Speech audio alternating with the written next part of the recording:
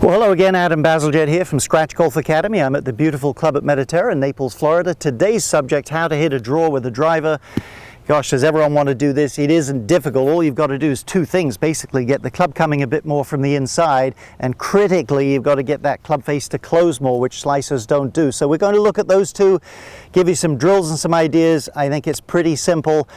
Let's have some fun with it.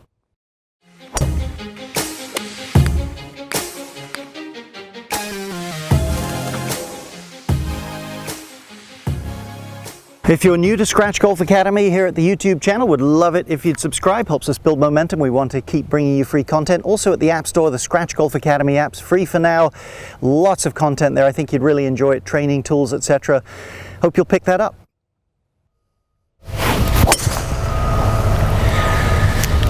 Now, teaching golf full-time, obviously have a lot of slicers come through, and I'll ask them sometimes, hey, why do you think that ball's curving so much to the right for you? Not typically do you hear anything about the club face, I'm too quick, or I'm not watching the ball, or I didn't turn, or something like that. Open club face is the killer. It's the foundational reason for why the ball curves to the right. And what's more, when a golfer habitually curves it to the right, or frequently does, it encourages that tendency to come across it to help cure it. So let's tackle this subject. It's an easy one. Quick look at the pros.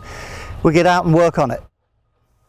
So an everyday golfer's typical look there on the left, you see the glove above the trail forearm there, and of course the club shaft, not much life and energy in it. Look at Ernie Els as a youngster. Look at how his glove is visible completely underneath that trail forearm, and you can see the club's released with a lot more energy. Now if we were to look, let's say, at Tiger Woods from the rear, he's hitting a fairway wood off the tee, I think, here, but same thing.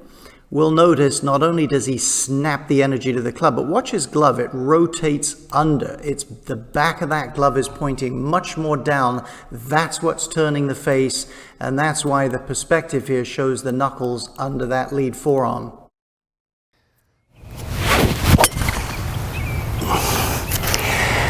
So two components to this thing, pretty easy stuff. Hang in there with me. Number one, grip. It's just critical. First thing, relax your hand, relax your left wrist, your lead wrist. Let your fingers curl up, let the club fall down into the fingers. This pad here at the heel has to be on top if this is going to work, and you should feel great mobility as you push down. Your fingers should really be gripping the club primarily, and your grip should wrap over at least enough where you don't see your fingertips.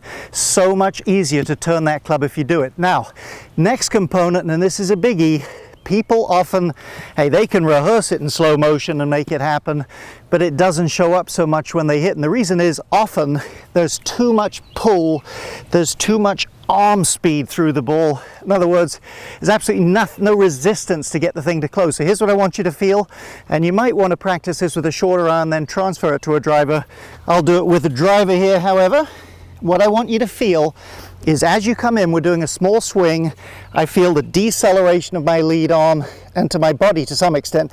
I feel this tricep dig into my ribs, and against that I can snap that hand over. Again, if this thing pulls too hard, you're just not going to get that club face to close. Let's try one. And that had a little tiny duck hook on it, really got the thing to snap. Do it on that scale to get the feel. Next thing, you've got to get that swing path coming more from the inside once you're good at the club face. Let's check that out. Right below this video, there's a free link to Gain 25 Yards. It's a 3-part video course I made a couple of years ago. Really like it. It's free to you. Hope you'll check it out after the video. Rory McIlroy there on the right, overhead, interesting camera angle. Freddie Couples there on the left. Let's have a look. Here's one principle. We're talking about swing path now. Here's one principle. Watch Rory's hips drive towards the target. You see them drive over there. Look at him move towards that divot patch. But at the same time, top of his head is fairly still. So a couple of things this helps.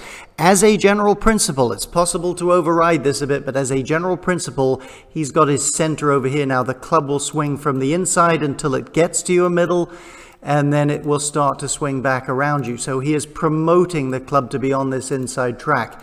Now, as we look at Freddie Couples, we'll look at the same sort of thing. Look at his head there, very stable. Look at his hips, almost shift to the front edge of that tree.